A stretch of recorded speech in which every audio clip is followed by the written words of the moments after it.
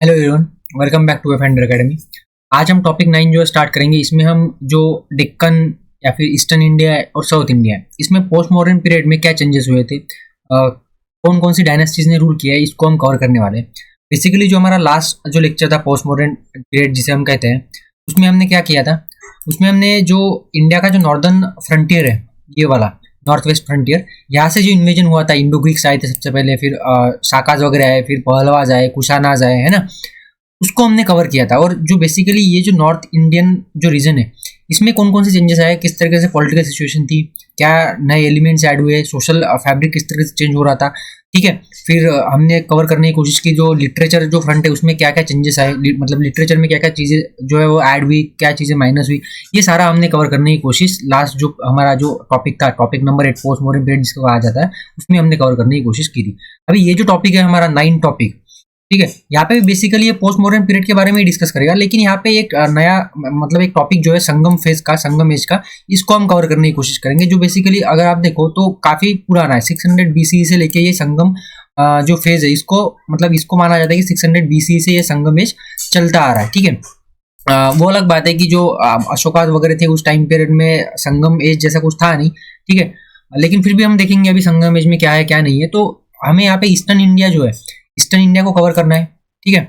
Eastern India मतलब कि खारावेलास के बारे में। अभी खारावेलास कौन है, ये डायनेस्टी नहीं, ये एक रूलर का नाम है। कलिंगा जो रीजन था आपका, ओडिशा जो रीजन था, यहाँ पे एक छेदी डायनेस्टी थी, उसका सबसे इंपॉर्टेंट रूलर जो था वो खारावेला था। और उसके एक ही रूलर के बारे में हमें ज्यादातर जानकारी है, बाकी रूलर्स के बारे में हमें कोई ज्यादा जानकारी है ही नहीं, क्योंकि हमारे पास सोर्स ही अवेलेबल नहीं है। फिर डेक्कन में अगर हम देखें पोस्ट मॉडर्न पीरियड में, तो सातवाहनाज वगैरह यहाँ पे रूल कर रहे थे जब नॉर्थ वेस्ट फ्रंटियर से इन्वेजन वगैरह हो रहा था, इंडो ग्रीक्स थे, कुशानाज आए, शाकाज आए, तो उसी टाइम पीरियड पे यहाँ पे सातवाहनाज वगैरह रूल करते हुए आपको देखने को मिलेंगे। और काफी बैटल्स वगैरह भी सातवाहना और जो इंडो ग्रीक्स वगैरह थे, जिनको सातवाहन जो है वो यवनाज या फिर जो यवनाज वगैरह कहा करते थे, ठीक है। तो वो हम कवर करने की कोशिश करेंगे। और साउथ इंडियन सोसाइटी को भी हम कवर करेंगे, ठीक है। आज तो मतलब आज मतलब इस टॉपिक में, तो आज हम बेसिकली क्या करेंगे, आज हम खारावेलास को कवर करेंगे, ठीक है। सिर्फ हम आज खारावेला को देखने वाले हैं कि खारावेला जो रूलर था उसका क्या कंट्रीब्यूशन है इंडियन कल्चर सोसाइटी में, ठीक है। और जो नेक्स्ट 2 से 3 लेक्चर आएंगे वो सातवाहनास के ऊपर आएंगे, सातवाहना की पॉलिटी, फिर उनका एडमिनिस्ट्रेशन, उनकी इकोनॉमी, लैंड ग्रांट वगैरह, ठीक है, कॉइनेज, ठीक है, ट्रेड गिल्ड्स वगैरह। ये तो हम ट्रेड गिल्ड वगैरह तो लास्ट लेक्चर में हमने डिटेल में कवर किया था, ठीक है, लास्ट टाइम जो हमने डिस्कस किया था तब। और फिर अर्बन सेंटर किस तरह से डेवलप हो रहे थे डेक्कन एरिया में भी, ठीक है, बुद्धिस्ट सेंटर्स वगैरह और संगम लिटरेचर वगैरह, वो फिर हमारा बात का टॉपिक है। तमिल स्टेट्स ऑफ संगम है, जिसमें हमें चेरा, चोला और पांड्यास को कवर करना है, उनका कल्चर, उनका लिटरेचर, ठीक है, आर्ट एंड आर्किटेक्चर, ये सब हम डिटेल में डिस्कस करने वाले हैं अभी, ठीक है। लेकिन उससे पहले एक आपके लिए एक सूचना है, जैसे कि मैंने लास्ट लेक्चर में कहा था कि जब हमने पोस्ट मॉडर्न इकोनॉमी को डिस्कस किया था और हमने गिल्ड जो है उसको डिटेल में कवर किया था, तो मैंने कहा था कि जो पोस्ट मॉडर्न पीरियड में जो ट्रेडर्स वगैरह थे, जो कॉमर्स था, इसमें basically internal trade, external trade, ठीक है, फिर इंडिया का रोमन एम्पायर के साथ क्या ट्रेड था, ठीक है, फिर ईस्टर्न या फिर जो नॉर्थ ईस्टर्न जो रीजन है इसके साथ क्या ट्रेड वगैरह था, अरब लोगों के साथ क्या ट्रेड था, मतलब अरब रीजन से, अरब लोग तो नहीं था, अरब रीजन था। तो ये हम कवर करने वाले थे इस मतलब आने वाले लेक्चर्स में। लेकिन क्या हुआ, सब कुछ जो है ना वो वीडियोस के थ्रू प्रोवाइड करना पॉसिबल नहीं, इसीलिए मैंने जो है आपको बताया कि हमारे नोट्स से काफ़ी अफोर्डेबल है। सिर्फ 500 रुपीज़ में आप जो है एंशिएंट हिस्ट्री की कंप्लीट तैयारी हिस्ट्री ऑप्शन के लिए कर सकते हो। तो आप वो नोट्स खरीद लो, उसमें आपको ये जो टॉपिक्स है वो डिटेल में कवर होते हुए देखने को मिलेंगे। और ये मेरी गारंटी है कि आपको ये जो नोट्स है, नोट पढ़ने के बाद एंशिएंट हिस्ट्री के लिए कोई भी बुक पढ़ने की जरूरत नहीं पड़ेगी, ठीक है। काफ़ी डिटेल में और काफ़ी हॉलिस्टिकली ये नोट्स जो है वो कॉम्प्रिहेंसिवली नोट्स कवर किए गए, जिन लोगों ने, काफ़ी लोग खरीद भी चुके हैं। तो 500 रुपीज़ में ही जो है नोट्स आप खरीद सकते हो। जो हमारा ये जो चैनल है इसके डिस्क्रिप्शन बॉक्स में आपको टेलीग्राम की लिंक मिल जाएंगी, वहाँ पे आप टेलीग्राम चैनल ज्वाइन कर सकते हो, वहाँ से आपको डिटेल इन्फॉर्मेशन मिल जाएगी रिगार्डिंग नोट्स, ठीक है। तो वहाँ पे फिर हमने सारे टॉपिक जो डिटेल में कवर करते हैं, वीडियोस के थ्रू क्या कर रहे हैं, हम सिर्फ कोर्स को आसान बनाने की कोशिश कर रहे हैं और उन लोगों की मदद करने की कोशिश कर रहे हैं जो हेफ्टी या फिर हेवी को कोचिंग फीस वगैरह जो है लाखों रुपए पे नहीं कर सकते ऑप्शनल के लिए, या फिर हज़ारों रुपये पे नहीं कर सकते, उनके लिए ये वीडियो कोर्स है। और नोट्स जो है 500 रुपीज़ को ज़्यादा बड़ी बात नहीं है, आप आसानी से जो है ये नोट्स खरीद सकते हो, ठीक है। तो वहाँ पे आपको वो ट्रेड वगैरह वाला टॉपिक जो है मिल जाएगा। तो ये सब कुछ जो है वो वीडियोस में कवर होगा नहीं, ठीक है, थोड़ा लिटरली इम्पॉसिबल है ऑप्शनल को वीडियोस के थ्रू कवर करना, ठीक है, यूट्यूब पे। लेकिन हम कोशिश कर रहे हैं कि 70 to 80% सिलेबस जो ऑप्शनल का वो फ्रीली यूट्यूब के वीडियोस के थ्रू हम कवर करें। तो चलिए फिर डिस्कशन स्टार्ट करते हैं। सबसे पहले तो आप लोकेशन एक बार फिर से देख लो कि जो खारावेल या जो कलिंगा रीजन है, या फिर ये जो खारावेल रूलर था वो कहाँ का रूलर था। ये कलिंगा रीजन है, बेसिकली ओडिशा रीजन है, ये ओडिशा का यहाँ पे रीजन आता है, ओडिशा आज का प्रेजेंट है, तो इसको ही कलिंगा कहा जाता है। आपको आपने सुना होगा कलिंगा वार के बारे में, जो 263 BC या फिर 261 BC के आसपास हुआ था। उसके बाद फिर अशोका ने उसकी जो भेरीघोष की जो पॉलिसी वो छोड़ दी थी और धम्मघोष की पॉलिसी, मतलब पीस लविंग वो बन चुका था, ठीक है।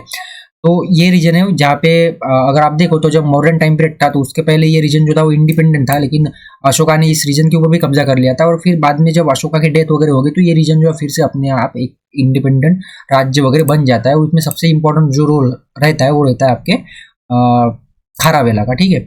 तो चलिए फिर देखते हैं कि सबसे पहले तो एक ही क्वेश्चन है यहाँ पे, प्रीवियस से क्वेश्चन अगर देखो तो ये जो टॉपिक है खारा वाला, ये इतना इंपॉर्टेंट टॉपिक नहीं है क्योंकि इसके ऊपर क्वेश्चन आए ही नहीं है।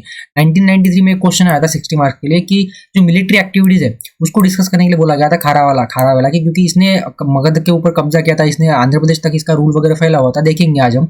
तो इसमें पूछा गया कि क्या आप सोचते हो कि इसके जो मतलब इसका जो करियर है वो बस मिलिट्री एक्सपीडिशन के लिए फेमस है? तो ऐसा नहीं है, उसने काफ़ी जैनिज्म को भी काफ़ी पैट्रोनाइज वगैरह किया था, वेलफेयर पॉलिसीज भी उसकी काफ़ी बढ़िया थी। तो काफ़ी आसान क्वेश्चन है, अभी ऐसे क्वेश्चन तो नहीं आएंगे शायद, लेकिन इसके ऊपर क्वेश्चन आया ही नहीं इस रीजन के ऊपर, मतलब इस टॉपिक के ऊपर खारावेला के ऊपर, फिर भी हम कवर कर लेते हैं, थोड़ा एक लेक्चर में हो जाएंगे हमारा, ठीक है। तो इंट्रोडक्शन में क्या है, तो यहाँ पे जैसे कि बोला गया है कि ये जो छिदी डायनेस्टी है, ठीक है, आपने छिदी डायनेस्टी के बारे में सुना होगा, महाजनपद था एक छिदी महाजनपद, ऐसा माना जाता है कि वही से जो है उनके ही ये जो कुछ मतलब पूर्वज वगैरह रहे होंगे, ठीक है।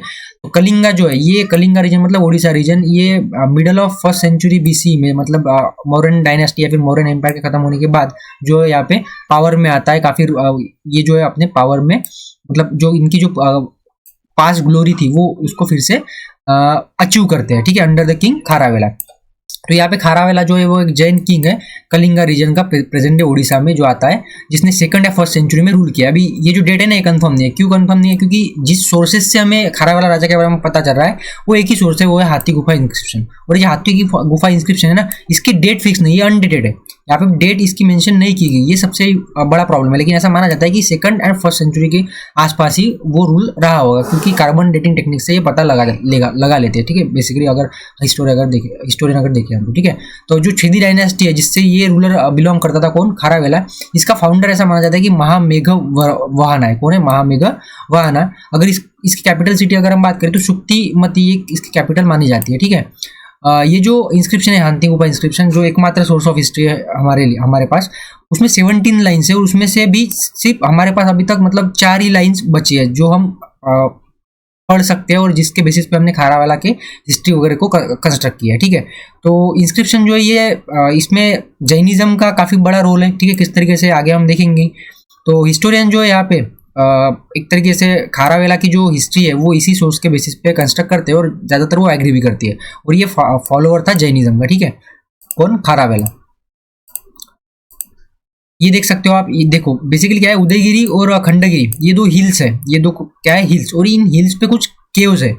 उदयगिरी में अराउंड 18 केव्स है, और खंडगिरी में 14 या 15 केव्स है। उसमें से ये हाथी गुफा जो है ना, हाथी गुफा ये 14वीं नंबर की केव्स है। उदयगिरी हिल्स में आपको हाथी गुफा जो है केव्स वगैरह मिल जाएंगे, ठीक है।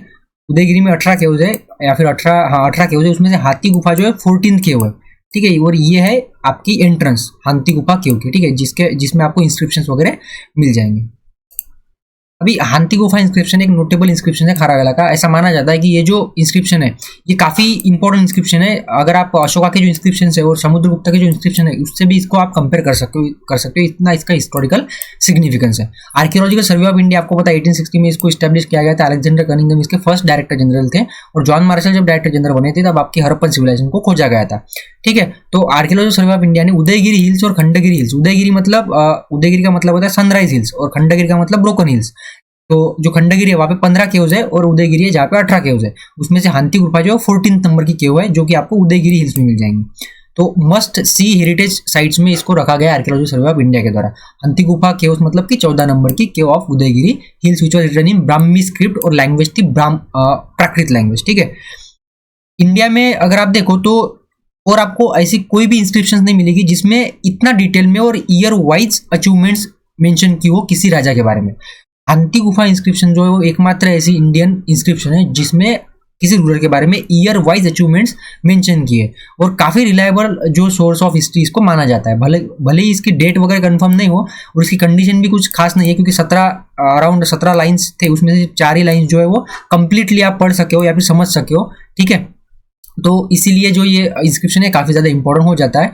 और इसमें देखो काफ़ी ज़्यादा जो नेचुरल प्रोसेस है, नेचुरल प्रोसेस की वजह से ये जो यहाँ पे जो लिखावट थी, जो राइटिंग्स थी, वो इरोड हो चुकी है, और इसीलिए इसके वाइड इंटरप्रिटेशन जो हिस्टोरियन के द्वारा लिए जाते हैं या फिर निकाले जाते हैं, और इसीलिए थोड़ा बहुत जो है डाउटफुल भी इसको as a source of history माना जाता है। लेकिन एज ए ये इंस्क्रिप्शन है, और इंस्क्रिप्शन आपको पता है काफ़ी रिलायबल सोर्स ऑफ हिस्ट्री होता है, क्योंकि उसके साथ आप टैंपरिंग नहीं कर सकते। तो इसीलिए हंती गुफा इंस्क्रिप्शन वैसे भी एकमात्र सोर्स ऑफ हिस्ट्री हमारे पास। अगर थोड़े लिटरेरी सोर्सेज अगर हम उस कंटेम्प्रेरी टाइम्स के अगर उठा ले तो बस वो, और थोड़े आपका हंती गुफा इंस्क्रिप्शन, इसके अलावा आपको खारावेला के बारे में कोई ज़्यादा जानकारी मिलेगी नहीं। और खारावेला ही एकमात्र रूलर है कलिंगा मतलब डायनेस्टी का या फिर छेदी डायनेस्टी का जिसके बारे में हमें पता है बहुत कुछ, बाकी किसी रूलर के बारे में ज़्यादा कुछ पता नहीं है, ठीक है। तो लोकेशन जो इंस्क्रिप्शन की ये भी काफ़ी इंपॉर्टेंट है, क्योंकि ये जो लोकेशन है ना वो वहाँ पे जहाँ पे कुमारी पर्वता और कुमार पर्वता जो है, ठीक है, इसके लिए फेमस है। काफ़ी रिलीजियस सैंक्टिटी इस प्लेस की। यहाँ पे ऐसा माना जाता है कि जो महावीर जीन है वो आए थे सबसे पहले, और उन्होंने वहाँ पे अपनी जो डॉक्ट्रिन वगैरह वो प्रीच की थी, और इसीलिए ये जो सेंटर है, ठीक है, ये जो हिल्स है ये जैनिज्म के लिए काफ़ी सैक्रेड सेंटर्स माना जाता है, ठीक है।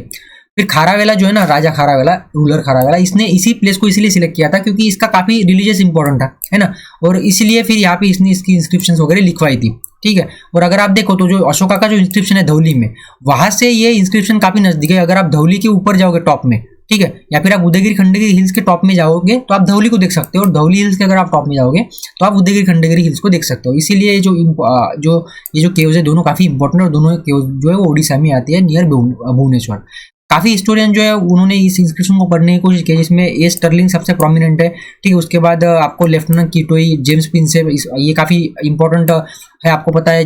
इसने ही आपके जो अशोका के जो इंस्क्रिप्शन थे, ठीक है, उसको डिसिफर किए थे सबसे पहले। विंसेंट स्मिथ वगैरह है, ठीक है, डीसी सरकार है, ठीक है, आरपी चंद है वगैरह, तो काफ़ी इंपॉर्टेंट हिस्टोरियन है। इनके सबके नाम आपको याद रखने पड़ेंगे। हिस्टोरियोग्राफी को आप मतलब उसमें आप यूज़ कर सकते हो। तो यहाँ पे जो स्कॉलर्स है ना, ये भले उनके इंस्क्रिप्शन की रीडिंग में मतलब उनकी इंटरप्रिटेशन में थोड़े मतलब डिफर करते हो, लेकिन ज़्यादातर जो है ना ये जो हिस्ट्री है खारावेला रूलर्स की, वो इसी बेसिस पे जो है मतलब इसी इंस्क्रिप्शन के बेसिस पे लिखी गई है, और ये हर कोई मानता भी है, एक्सेप्ट भी करता है। अभी अगर आप थोड़ा इसको अगर ब्रीफ में बताओ, मतलब ब्रीफ में अगर आप डिस्क्राइब करोगे इस हंती गुफा इंस्क्रिप्शन को, तो यहाँ पे आप बोल सकते हो कि ये जो हाथी गुफा इंस्क्रिप्शन है that can be taken as a true records of the Kharavela's reign for the fact that his inscription contain Jaina religious symbol. और जो व्यक्ति ऐसा माना जाता है कि काफ़ी रिलीजियस हो, वो मतलब डीपली रिलीजियस हो, वो झूठ नहीं बोल सकता, ठीक है ना। तो इसीलिए, और उसकी जो आप देखो ये जो खारावेला का जो इंस्क्रिप्शन है वो स्टार्ट भी किस तरीके से होता है, with salutation to Arhant. Arhat मतलब जो आपके जो ये सिद्ध साधु वगैरह थे उनको सैल्यूट करते हुए ये स्टार्ट हो रहा है। तो इससे भी आप पता लगा सकते हो कि इसने जो भी लिखा होगा वो एक तरीके से सच होगा। और ये इंस्क्रिप्शन जो है वो पूरी हिस्टोरिकल इवेंट जो इसके जब से राजा बना है तब से क्रोनोलॉजिकली जो है वो रिकॉर्ड कर रहा है, और इसीलिए पॉलिटिकल पॉइंट ऑफ व्यू से काफ़ी इंपॉर्टेंट है, सोशल पॉइंट ऑफ व्यू से काफ़ी इंपॉर्टेंट है, रिलीजियस पॉइंट ऑफ व्यू से काफ़ी इंपॉर्टेंट है, और कल्चरल पॉइंट ऑफ व्यू से भी काफ़ी इंपॉर्टेंट है कलिंगा रीजन की हिस्ट्री को जानने के लिए, ठीक है। और ये जो लिखी गई है काव्य स्टाइल में लिखी गई है, ब्राह्मी स्क्रिप्ट में, लैंग्वेज में नहीं, ब्राह्मी स्क्रिप्ट में और प्राकृत लैंग्वेज में, ठीक है। तो एक काफ़ी इंपॉर्टेंट सोर्स ऑफ हिस्ट्री आप इसको मान सकते हो। अभी थोड़ा देख लेते हैं कि इसने अचीव क्या क्या किया है। ओरिजिन ऑफ डायनेस्टी जो है इतना ज़्यादा इंपॉर्टेंट नहीं है, लेकिन फिर भी आप यहाँ से पढ़ सकते हो कि जो फर्स्ट लाइन इस इंस्क्रिप्शन की उसमें ऐसा बोला गया है कि जो खारावेला है वो कौन है, तो वो चेतराज वदनेन, मतलब कि one who extended to the family of Cheta king. और आरडी बैनर्जी और डीसी सरकार जो है वो चेती वर्ड को इस तरीके से इंटरप्रेट कर रहे हैं कि वो जो छेदी महाजनपद जो था 16 महाजनपद, उससे ही उसको कहीं ना कहीं वो लिंक करने की कोशिश कर रहे हैं। और खारावेला जो है इसलिए माना जाता है कि वो मेघवर्मन जो कि फाउंडर था इस डायनेस्टी का, उसका ही एक तरीके से डिसेंडेंट है, ठीक है। अभी इसकी अचीवमेंट्स के बारे में थोड़ा जान लेते हैं, इसकी पॉलिसीज के बारे में थोड़ा जान लेते हैं।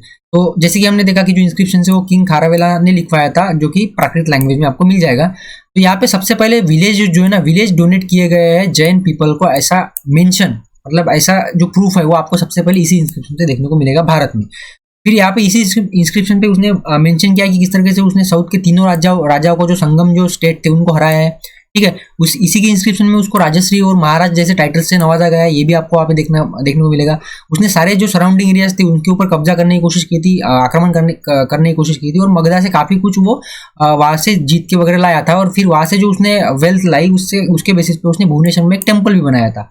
अभी ऐसा नहीं है कि ये काफी वॉर, मतलब इसको वॉर वगैरह काफी पसंद था, बैटल्स वगैरह लड़ना काफी पसंद था, लेकिन ये उतना ही अटेंशन जो है अपने लोगों के वेलफेयर के लिए भी देता था। काफी टैंक्स वगैरह इसने बनवाए थे, इरिगेशन चैनल्स वगैरह इसने बनवाए थे, ठीक है। और ये जैनिज्म का स्ट्रॉन्ग सपोर्टर तो था, लेकिन इसका मतलब ये नहीं था कि उसने बाकी सेक्ट की, बाकी रिलीजन की रिस्पेक्ट नहीं की थी। जैसे अशोका जो था वो बुद्धिज्म को फॉलो करता था, लेकिन उसने बाकी रिलीजन की उतनी रिस्पेक्ट की थी। वैसे ही जो था आपका ये जो खारावेला राजा है वो भले ही जैनिज्म का स्टॉन्च फॉलोअर था, लेकिन उसने बाकी धर्मों की भी उतनी रिस्पेक्ट की थी। और अगर आप देखो तो जैन जो मॉन्क्स थे ना, जैन मॉन्क्स के सब्सिस्टेंस के लिए उसने काफी अच्छे से प्रोविजंस वगैरह करके रखी थी, ठीक है। और खारावेला ही नहीं, उसके बाद जितने भी राजा है इस इनके डायनेस्टी में, वो सारे जैनिज्म को ही फॉलो करते थे और बाकी रिलीजन को भी फॉलो करते थे, लेकिन जैन रिलीजन को काफी ज्यादातर फॉलो करते थे, ठीक है। इसने उदयगिरी हिल्स को भी विजिट किया था, जहाँ पे जैन साधु की कॉन्फ्रेंस वगैरह चल रही थी, ठीक है। तो वहाँ पे काफी दिन उसने गुजारे भी थे, ठीक है।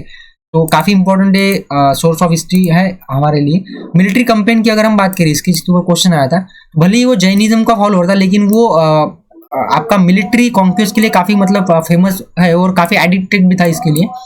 तो नंबर ऑफ सक्सेसफुल जो कैंपेन्स इसने वेरियस डायरेक्शन में की है, जैसे कि फॉर एग्जांपल उसने सराउंडिंग एरियाज पे कब्जा किया है ना, मगधा के ऊपर उसने जब बृहस्पति मित्र का रूल था, तब उसने मगधा के ऊपर आक्रमण किया था और काफी ज्यादा वहां से जो मनी वगैरह वो लूट के उसने लाया था। और साथ साथ आइडल जो थी, जो आपके शीतलनाथ जो है, ये एक तीर्थंकर है जैनिज्म में, वो शीतलनाथ की जो आइडल थी वो महापद्मनंद, आपको पता है नंदा डायनेस्टी वगैरह थी, तो नंदा डायनेस्टी ने जब कलिंगा के ऊपर आक्रमण किया था, तब एक आइडल लेके गए थे वो शीतलनाथ की। ये शीतलनाथ वही है जिसके ऊपर कंट्रोवर्सी है कि ऐसा माना जाता है कि ये शीतलनाथ, कुछ स्टूडेंट्स मानते हैं या फिर कुछ लोग ऐसा मानते हैं कि शीतलनाथ जो थी वो एक लेडी मॉन्क थी जो तीर्थंकर बनी थी, और कुछ ऐसा मानते हैं कि शीतलनाथ जो था वो पहले लेडी थी, फिर बाद में उसका पुनर्जन्म हुआ एज ए मेल, और फिर उसको जो है वो औरत बना, या फिर उसको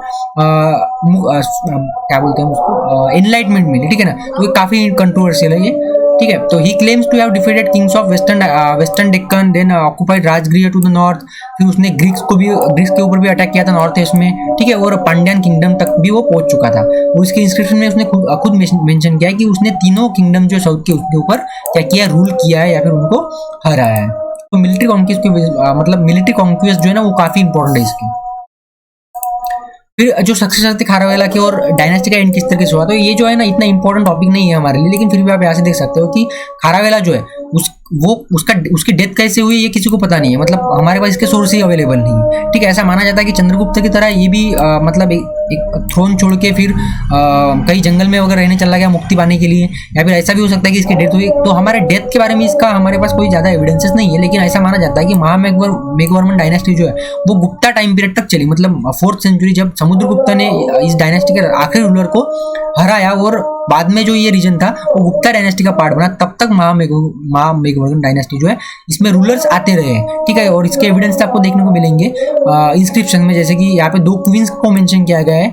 एक क्वीन है वाजिरग्रह और दूसरी जो क्वीन है वो सिम्हापत। तो इन क्वींस ने मतलब इन क्वींस के नाम आए और इन्होंने काफी कुछ जो किया है संत वगैरह के, जैन, ब्राह्मणिक और बुद्धिस्ट फेथ के जो मॉन्क्स थे इनके लिए, संत के लिए।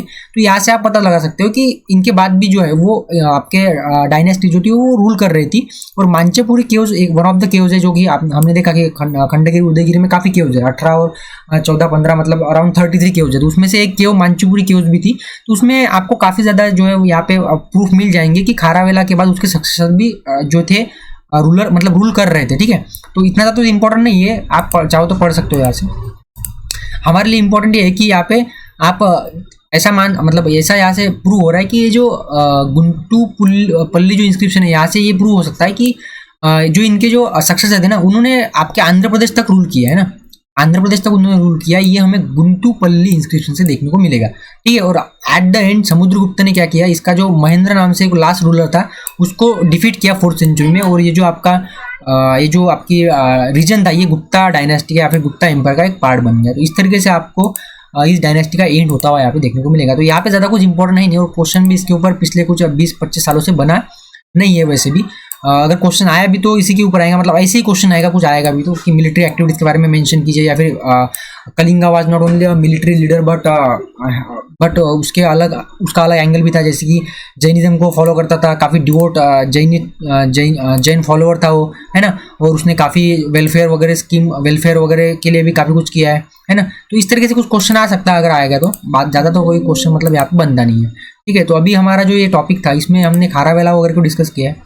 तो जो नेक्स्ट लेक्चर रहेगा हमारा, उसमें हम क्या करेंगे, उसमें हम सातवाहना डायनेस्टी को स्टार्ट करेंगे, और 2 से 3 लेक्चर आएंगे सातवाहना के ऊपर। पहले एक लेक्चर में पॉलिटी को डिस्कस करेंगे, फिर एडमिनिस्ट्रेशन को डिस्कस करेंगे, और फिर इकोनॉमी को डिस्कस करेंगे। और लैंड ग्रांट्स काफ़ी इंपॉर्टेंट टॉपिक है सातवाहना के पॉइंट ऑफ व्यू से। कॉइनेज भी है, ठीक है। और गिल्ड्स को तो हम लास्ट लेक्चर में डिटेल में डिस्कस कर चुके हैं, इतना डिटेल में हमने गिल्ड्स को लास्ट लेक्चर में डिस्कस किया है कि ज़्यादा कुछ अभी उसमें डिस्कस करने लायक बचा नहीं है। और फिर हमारे 2 से 3 लेक्चर आएंगे संगम इसके ऊपर, ठीक है। और जल्दी मैं क्या कर रहा हूँ, जल्दी मैं मेडिवल हिस्ट्री के ऊपर भी जो लेक्चर थे वो स्टार्ट करने की कोशिश कर रहा हूँ, ठीक है। तो thank you for discussion, next lecture में मिलते हैं, तब तक पढ़ते रहिए, है ना। और हाँ, टेलीग्राम चैनल जिन लोगों ने अब तक ज्वाइन नहीं किया वो टेलीग्राम चैनल जरूर ज्वाइन करें।